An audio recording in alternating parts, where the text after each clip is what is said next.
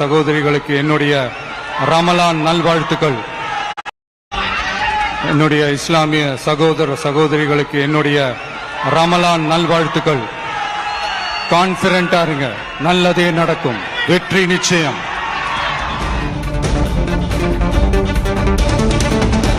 தாவேக சார்பில் நடைபெற்ற இஃப்தார் நோன்பு திறக்கும் நிகழ்ச்சியில் பேசிய தாவேக தலைவர் விஜய் மதச்சார்பற்ற கொள்கையில் சமரசம் கிடையாது என்று உறுதிபட தெரிவித்திருக்கிறார். அண்மை காலமாக தாவேகவை கூட்டணிக்குள் இழுக்க பாஜக முயற்சித்து வருவதாக செய்திகள் வெளியான நிலையில் தற்போது தாவேக தலைவரின் இந்த பேச்சு தாவேக தனித்து போட்டியிடுவது உறுதியாக இருப்பதாக அரசியல் வட்டாரத்தில் உறுதியாக இருக்கிறது.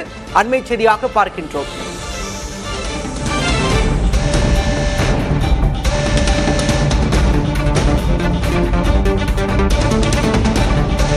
இது பற்றி பேசுவதற்காக மூத்த பத்திரிகையாளர் தராசு ஷியாம் இணைந்திருக்கிறார். சார் வணக்கம். அண்மை காலமாகவே தாவேகவை கூட்டணிக்குள்ள இழுக்க பாஜக முயற்சி செஞ்சுட்டு வந்ததா சொன்னாங்க. நேற்று பேசிய தாவேக நிர்வாகி ஆதவ் அர்ஜுனா 90 சீட்டு முதல்வர் பேரம்லாம் நடந்துச்சுன்னு சொன்னாரு. இதுல எது உண்மை பொய்ன்னு தெரியாது. ஆனா இப்போ விஜய் பேசினதுல தாவேக தனித்து போட்டி அப்படிங்கிற ஒரு நிலைப்பாடு தெரிய வருது. உங்களுடைய பார்வை சார்? விஜய் அவர்களே கூறிவிட்டபடியால் இதுதான் முற்றுப்புள்ளி, இதுதான் தாவேகாவின் நிலைப்பாடு.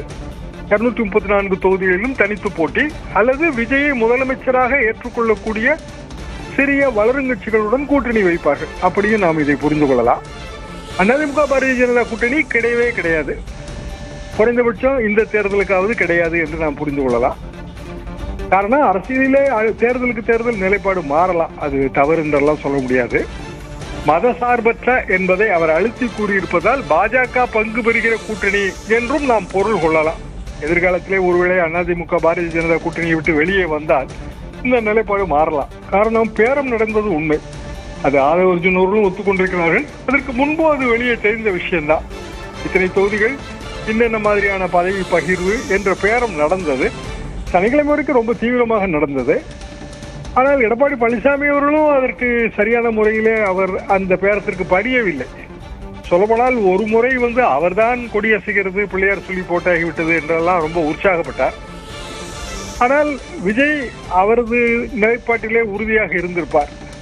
தொகுதி எண்ணிக்கை என்பது மிக முக்கியம். விஜயை பொறுத்த வரைக்கும் இது முதல் தேர்தல். இந்த தேர்தலிலே அவருக்கு குறைந்தபட்ச எண்ணிக்கையிலான தொகுதிகளில் வெற்றி, அதிக வாக்கு சதவீதம், இந்த இரண்டும் தான் அவருக்கான அரசியல் குறிக்கோள். சில தொகுதிகள் வெற்றி பெற்றாலும் போதும், ஆனால் வாக்கு சதவீதம் என்பது கண்டிப்பாக 15-20 வென்றும் என்று அவர் எதிர்பார்ப்பார். பொதுவாக கிராமப்புற தொகுதிகளிலே அது மிகவும் கடினம். நகர்ப்புற தொகுதிகளிலே விஜய் அவர்களுக்கு ஒரு செல்வாக்கு தெரிகிறது. எனவே இரண்டையும் கூட்டி கழித்து பார்த்தால் 15 முதல் 20% வாக்கு வரும். எதிர்காலத்திலே கூட்டணி பெறத்துக்கு அது உதவியாக இருக்கும். இப்படித்தான் நிலைப்பாடு வைக்க முடியும் முதல் தேர்தல் என்பதால். பிற கூட்டணி கட்சிகளுக்கும் பெரிய கட்சிகளுக்கும் விஜய்க்கு எத்தனை சதவீத ஓட்டு என்ற அந்த டேட்டா இல்லாததால் எத்தனை தொகுதிகள் என்கிற முடிவும் செய்ய முடியாது. எனவே 2026 தாவேகா தனித்து போட்டி 234 தொகுதிகளிலும். இது பி டீம் சி டீம் என்றெல்லாம் பார்க்க முடியாது. தமிழ்நாடு அரசியலில் 2026 தேர்தல் 4 முனை போட்டி. 4 முனை போட்டின்னு சொல்லியிருக்கீங்க திரு தராசு ஷியாம்.